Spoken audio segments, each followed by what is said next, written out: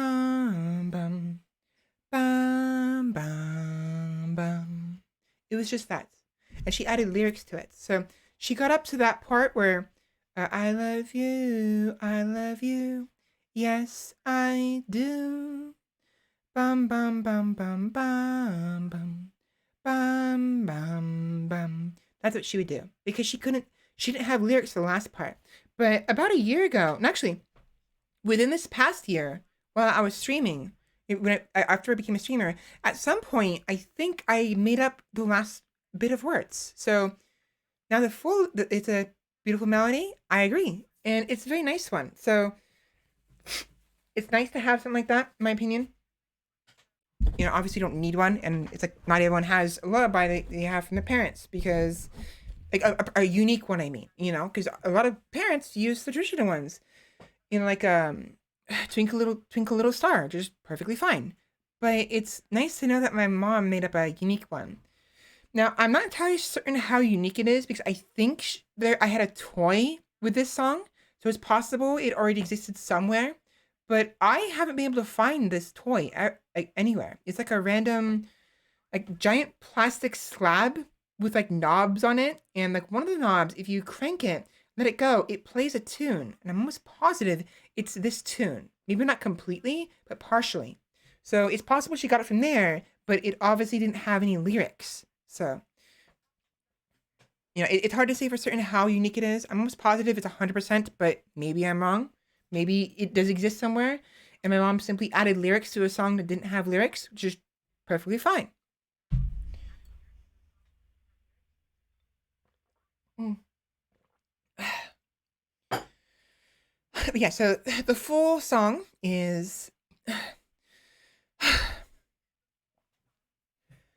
I love you, I love you. Yes, I do. I love you, I love you. And I will be true to you. I love you, I love you. Yes, I do. Sleep soundly, my darling, for I love you. That's the full song, basically, between my mom and I. Now, I don't really expect to have kids. I mean, maybe not. We'll see. I doubt it, but I did imagine like, what if I did have kids one day, if I ever do? Like, I'd probably sing that to them, you know. Although to be fair, you could argue that you guys are my kids if we're going by Crusader Kings, you know, considering I keep naming my in-game kids after some of you guys. Also, my model is being dumb again. I think. Testing, testing, 1, 2, 3. No, it's working. I think. Never mind. It just slows down sometimes. The frowning doesn't work though. It's supposed to be angrier than that. Where is it? I don't like how my frown doesn't work. Whatever. Not important.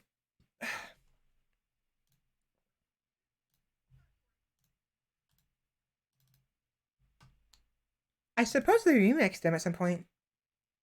I love you. I love you. Yes, I will be true to you. Oh. I love you, and I will be true to you. I am fucking this song up.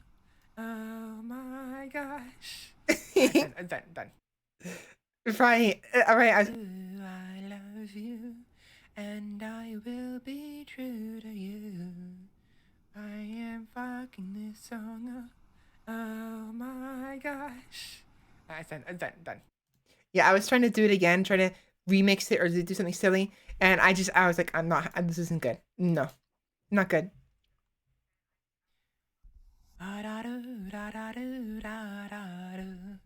So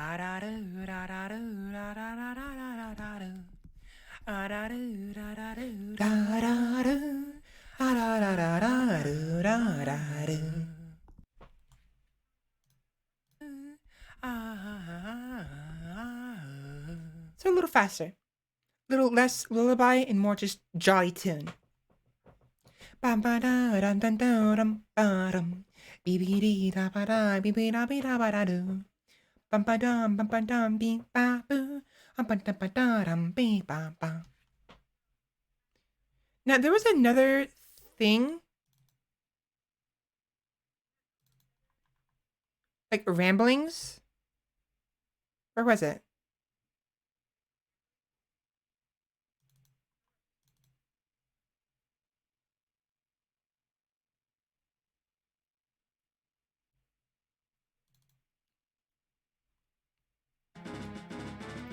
Guys, it works.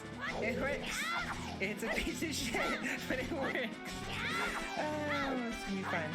Also, it's really loud. Really, really loud. I have to fix that in a minute. Yeah, so that was when this was when I was testing out Majora's Mask, and was able to get it to work on my on my on my stream. Hello, Bowser. Welcome in. Why are you mad? Are you okay? Did Mario steal Peach again? Oh, Bowser can't play. Wi-Fi sucks. I'm so sorry about that. That's not fun.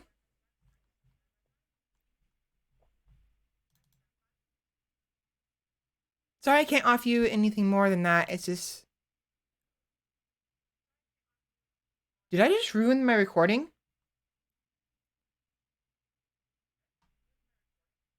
I wasn't supposed to do. I hope I didn't. I really hope I didn't ruin my recording by doing that, because I opened up the recording right now. Ugh. Oh, uh-oh.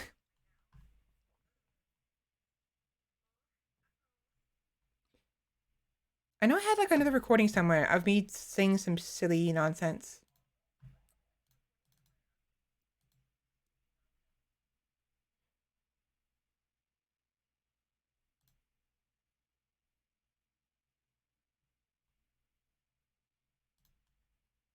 You ate Mario and Green Stash. Now they're in your body. If that's the case, then you are Mario.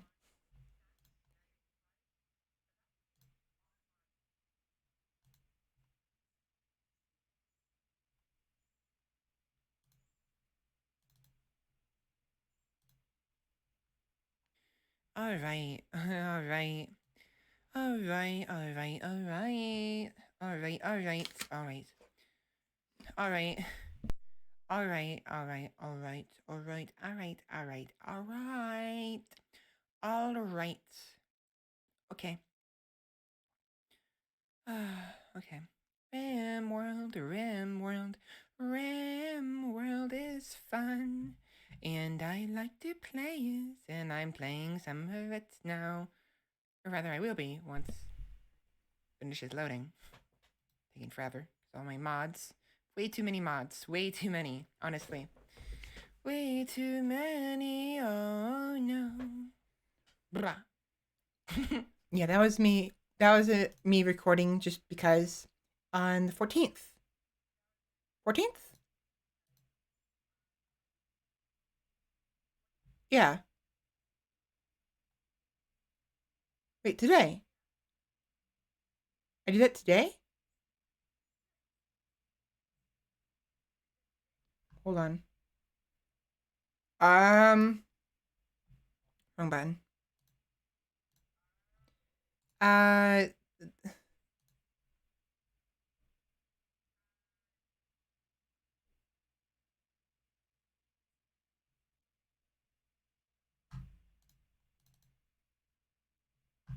Rim.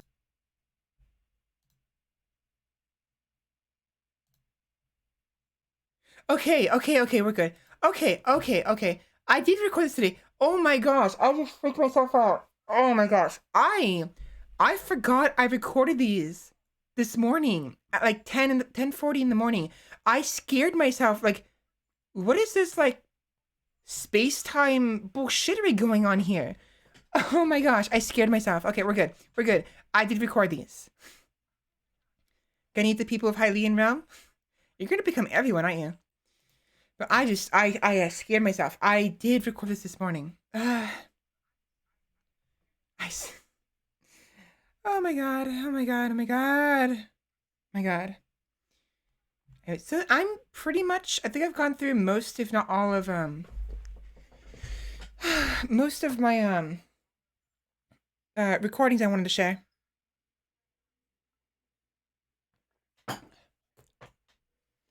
I. Sippy, breathe, posture check. Check, check, check. Game too loud and quiet. I assume you're just doing that because you want to spend the points. This is fine. Eventually, I'll get you guys some more points. It's just, you know what I need to do? Of all things, I need to get the noise redeems, I guess. And maybe increase the price of the items. Either I'll decrease the amount of points you gain over time, or increase the amount of points are required for a give and redeem. One of the two.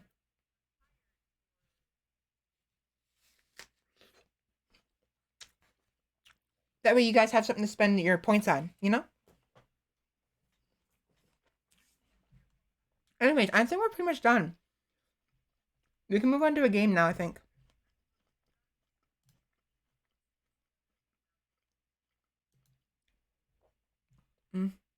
Try to figure out which one.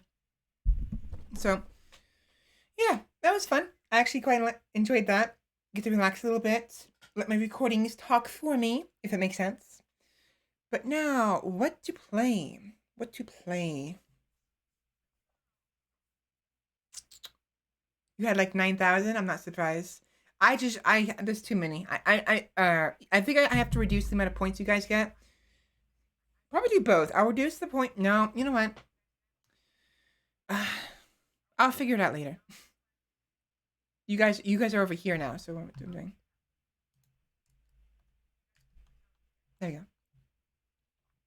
Let me boot up Steam and let me see if I have anything there to play. You know, Call of Duty Modern Warfare. I kind of played those games, the Call of Duty games, a little bit in the past, but they're fun to an extent, but stressful, and I didn't care to keep playing those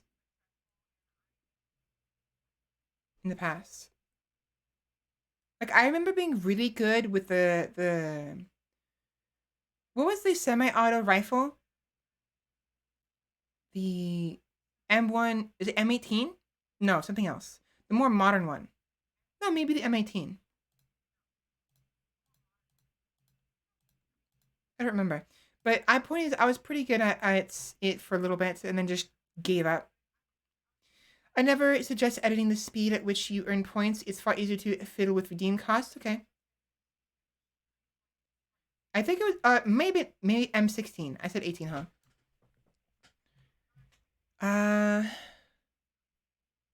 What do I want to play today?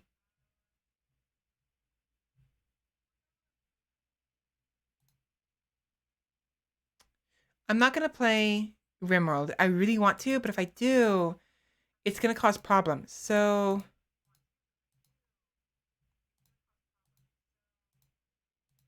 I'm looking at Steam right now in case you're curious.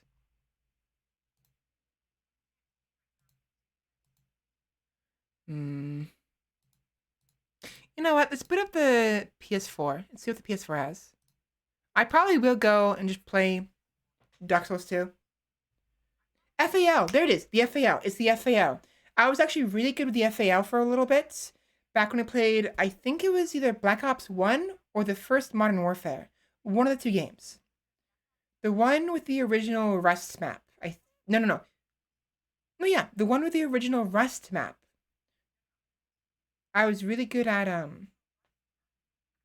really good with the FAL for a little bit. So yeah, give me a minute. I'm gonna switch over to the PS4. I think I really want to do that because I think we're gonna play Dark Souls 2.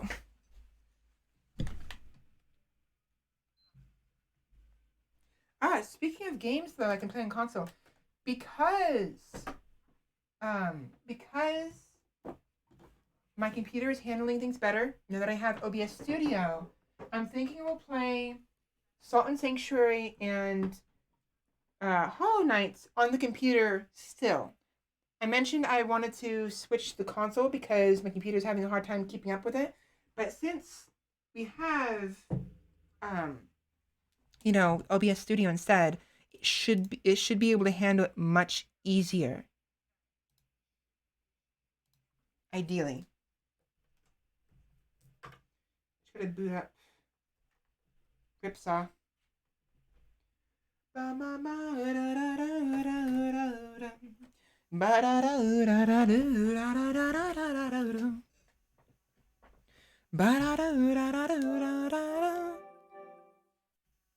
Gonna check the weather. Bam bam bam bam bam bam bam bam bam. That's probably too loud, huh?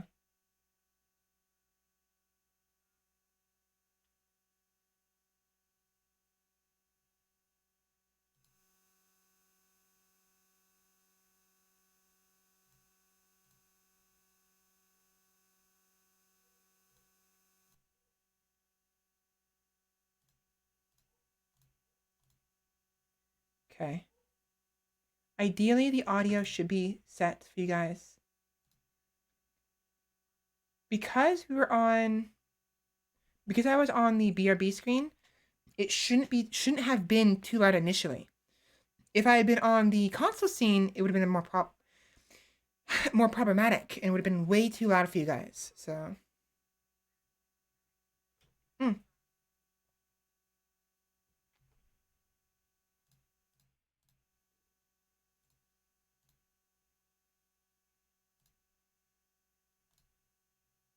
there we go. Now, of the games we can play, I'm not gonna play Horizon because that's already a focus game. Dark Souls 2 is what I want to play, but we can play Cyberpunk. You know what? You know what? It's been a very, very long time since we played Cyberpunk. Very long time. Hmm. Completionist in God of War. Trying to finish that. Dark Souls 2 continuing where we left off with the no death, no bonfire run. Returning to Cyberpunk. Or Village. SteamWorld Dig 2. Celeste.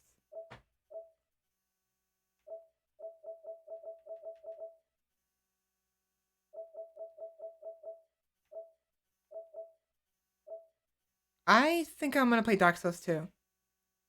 At some point, we'll return to the other games. We have a handful of games we need to return to, like SteamWorld, Village, Cyberpunk, God of War, Sakuna, Celeste. Probably a couple other ones in here.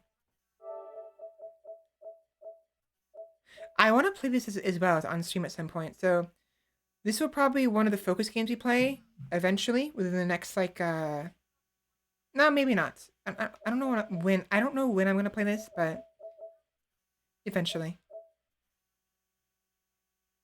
Actually, you know what I'll do? This will probably be the extra break focus game. So the one so like Crusader Kings 3? You know how Crusader Kings is the break between the two focus games I have? Probably do it like that. Because this game is very, very, very long.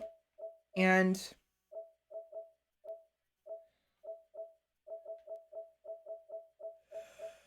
it's very long.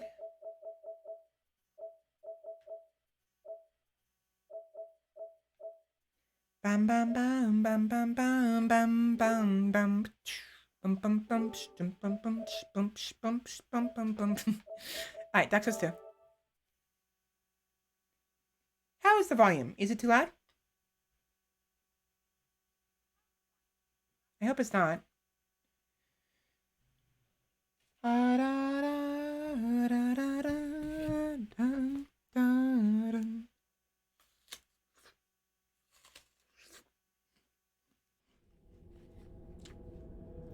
Num num. Ow! That was way too loud. Fucking goddamn it.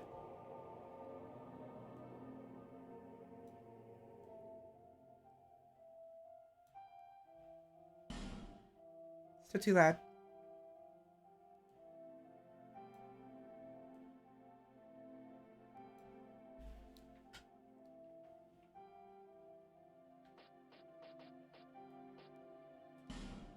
How loud is this compared to my voice, I wonder?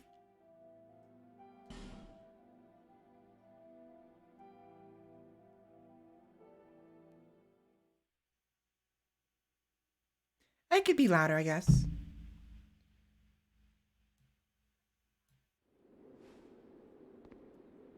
Ah, yes. That's loud. How loud is this, I wonder?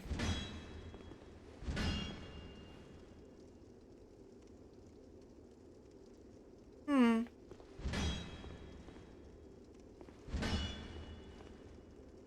That's fine.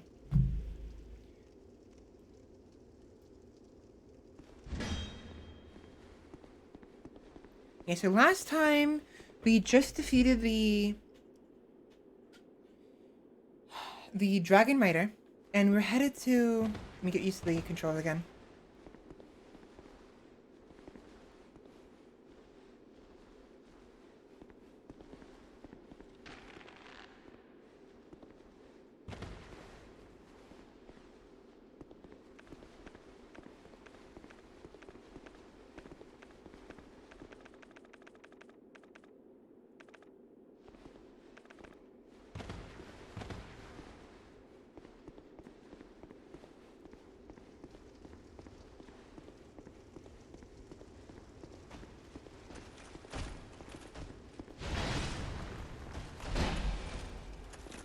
Look at that damage, though.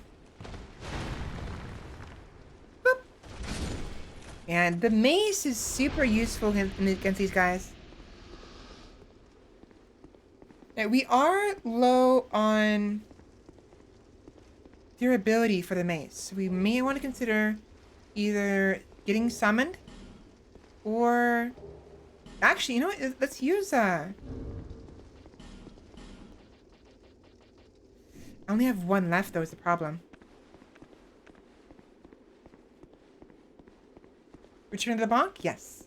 Bonk sick.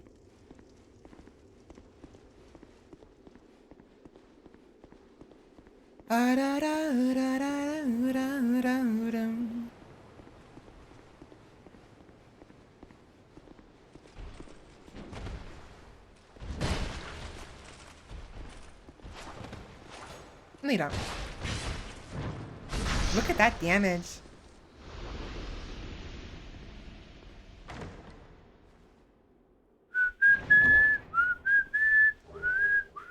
No, no. Oh, I forgot to change the title. Yes, Dakusaurus.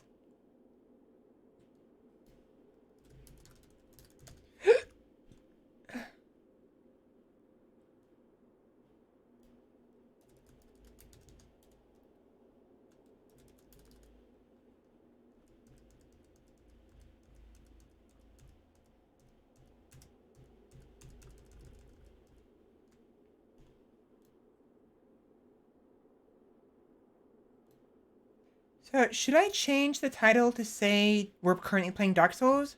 Or is the category fine?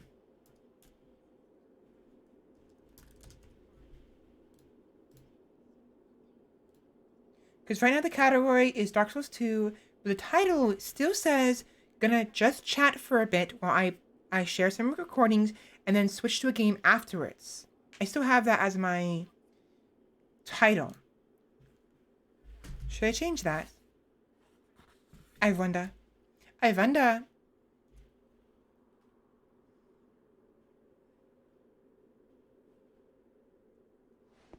Alright, I'll leave it then. So last time we played Dark Souls 2, I mean not last time, but like the last attempt we made, we died here because of a damned level whatever twink who maxed out the Pyromancy Forbidden Sun.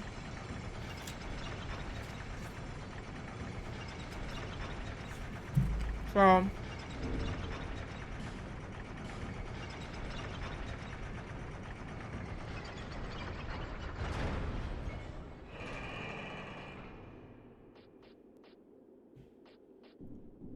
Gotta be careful.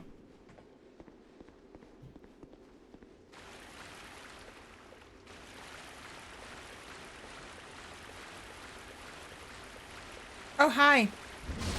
Forgot about you guys. Right, there's a number of these guys here.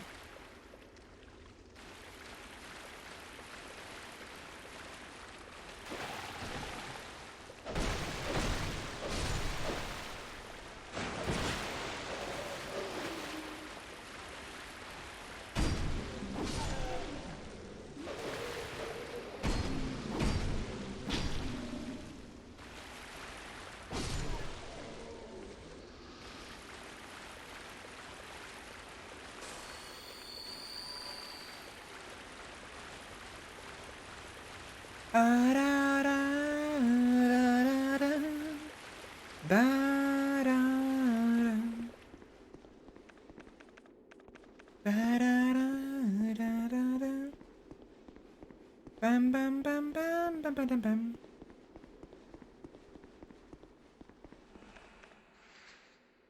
The moment the homeward bone goes dark, we are SOL. Ideally, if we don't leave the area, we should be fine. But we'll see. Okay, we're being summoned. Awesome. Awesome, awesome.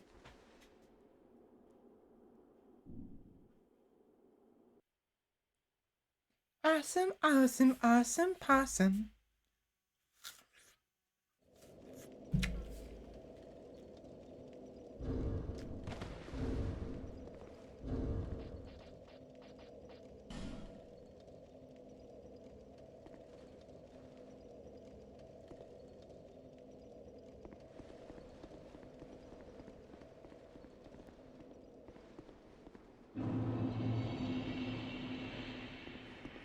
Hold on.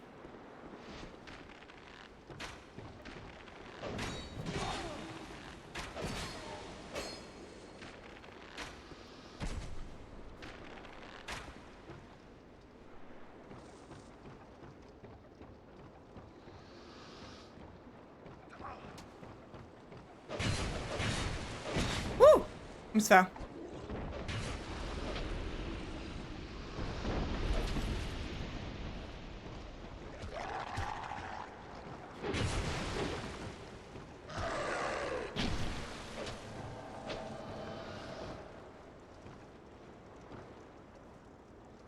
I don't have any torches. I do, but I have to. Okay, I can do it.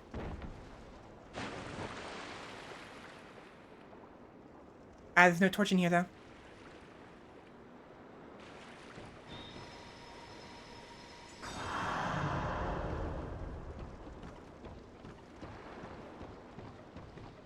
I think there's one in here I can use. No, it's just a hollow.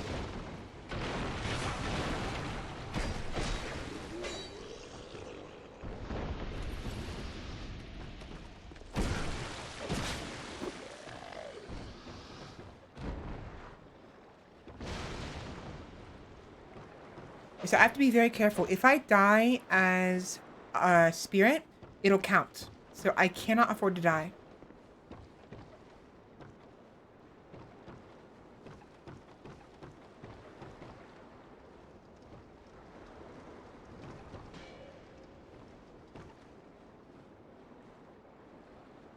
Can I go back?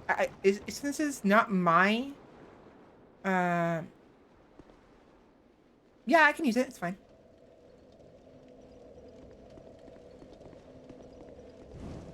There we go.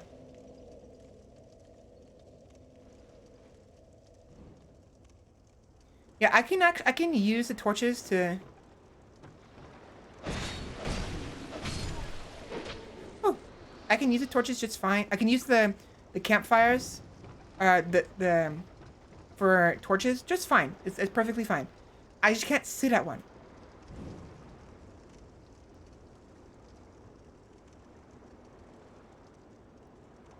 Yeah, having fire is very important in this place, especially later on.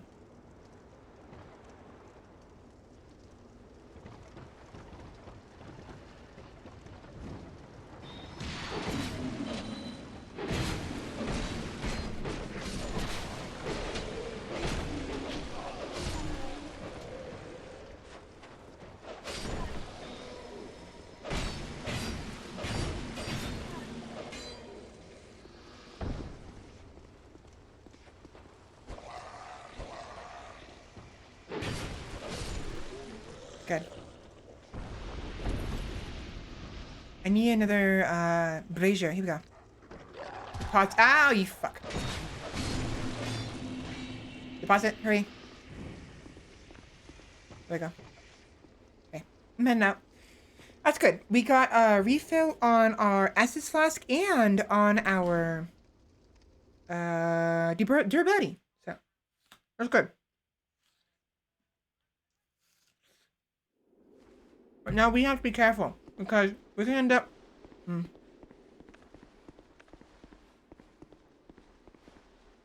Very bad spot.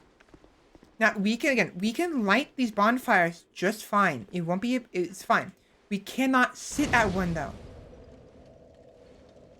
So do not rest the bonfire. Triangle, light torch. Time for crab. Orange soapstone message. Oh, was that what it said? What is it?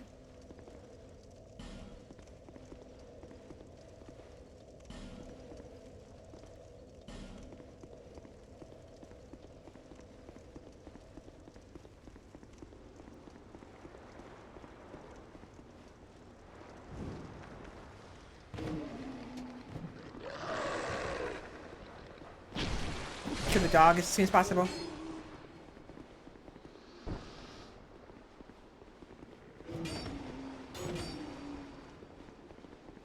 Good. Now, keep an eye on the homeward bone. Now, just one of the more popular substones from, I think, Dark Souls 1. So what's going on? Why can't you hit... Ah, so I am playing the challenge. No death, no bonfire.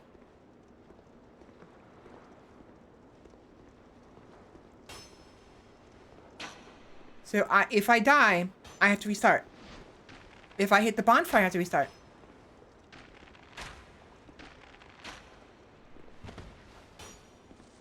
So the goal here is to not hit a bonfire and not die. If any of this happens, game is over. I have to restart from the very beginning. I have attempted this run multiple times in the past on my own. Like on my own time, long before I was a streamer. And I can only get as far as maybe the Gulch, I think. Or no.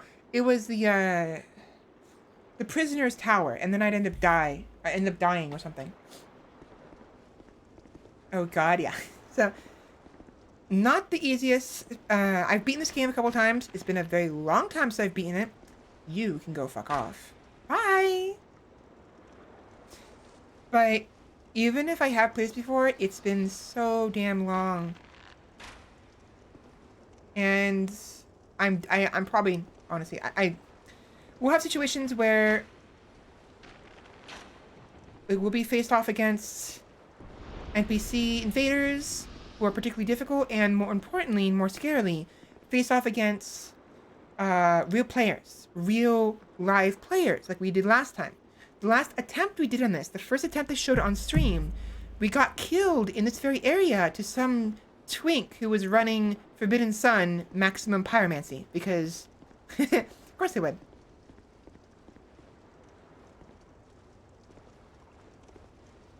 How the hell do you deal with the Shrine of Amana? With great difficulty. Great difficulty.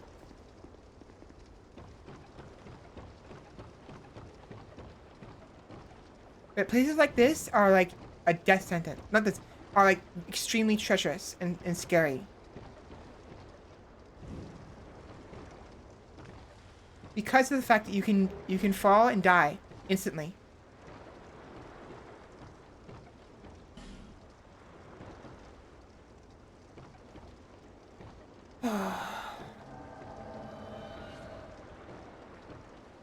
We're gonna want to scour this entire place for any and all resources.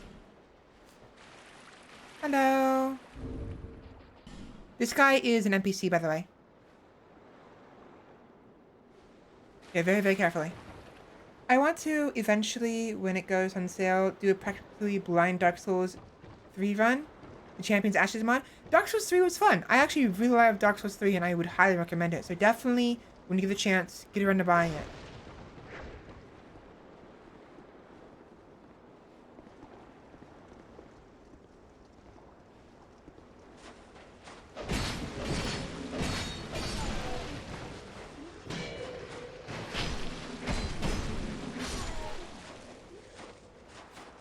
Yeah, so there's two facets to this run.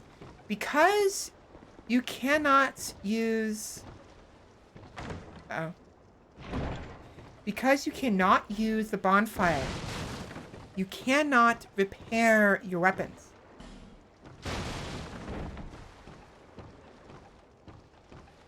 Two, because you cannot use a bonfire, you cannot attune spells or miracles.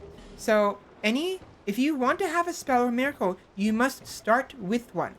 And the one I started with was I went with the sorcerer's background so I can get the free soul arrow. Because the only other option is to instead use the priest, the herald or whatever, and you'll get a healing miracle, which is useful, but honestly, it takes too long to use it. And in my opinion, if you're gonna choose one of those two, the sorcerer is better. It gives you a free ranged ability, a weapon, which could very well possibly mean the difference between life and death. Champion's Ashes is what really makes me want to pick it up again because it does some sick things. Fully functional Bloodborne trick weapons.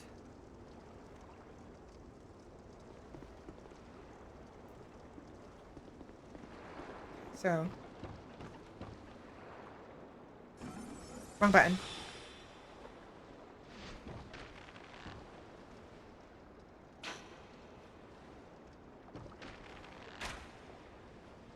Too early.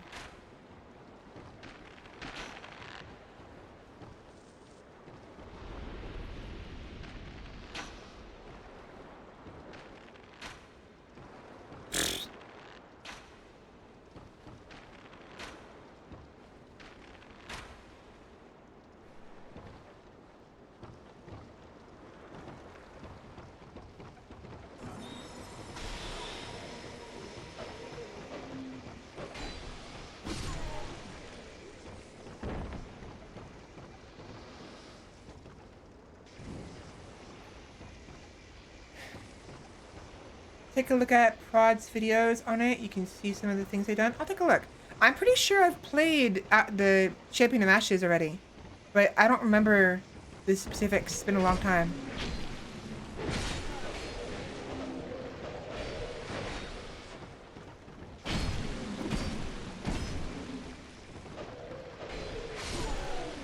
Nice.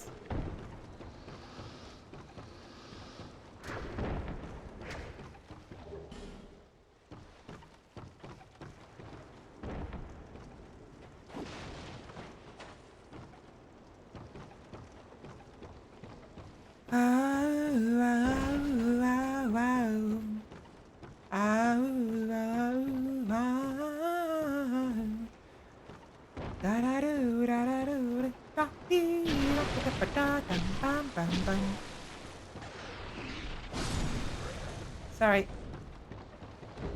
Took his thunder.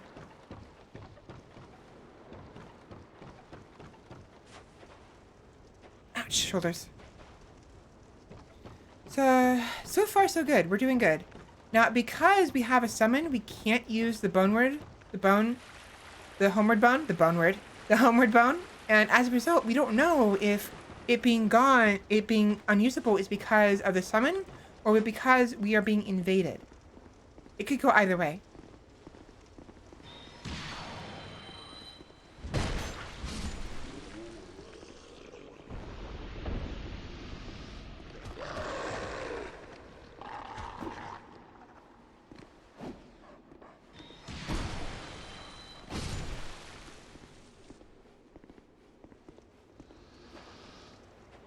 Yeah, we want to keep the fire with us as much as possible. Oh, hi. You bitch.